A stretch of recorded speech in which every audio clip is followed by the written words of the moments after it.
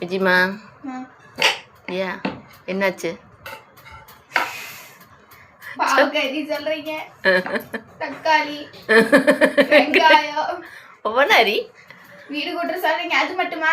வீடு கூட்ட சொல்றீங்க, பாத்திரம் கழுவ சொல்றீங்க, வீடு தடிக்க சொல்றீங்க. இத்தனை வேலை செய்யறது. எல்லா வேலையுமே பழகணும் ஜமி. எல்லா வேலையும் பழகுனீங்கன்னா தான் பின்னாடி உங்களுக்கு எந்த சிரமமும் இருக்காது. அதுக்கு தான் இது மாதிரி வேலையெல்லாம் சின்ன சின்ன வேலையெல்லாம் செய்ய சொல்றது. அப்புறம் ஸ்கூல் வந்து மெதுவாக திறக்கணும். ஒரு 10 நாள் எக்ஸ்டெண்ட் பண்ணி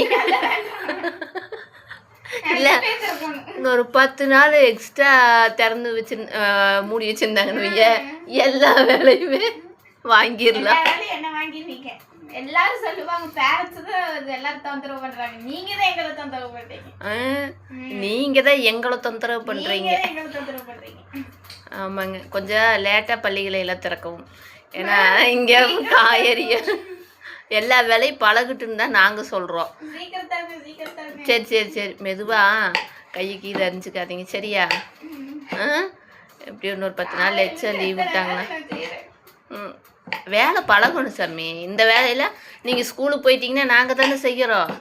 வீட்டில் இருக்கிற போது நீங்கள் செய்யுங்க சரியா? பாய்.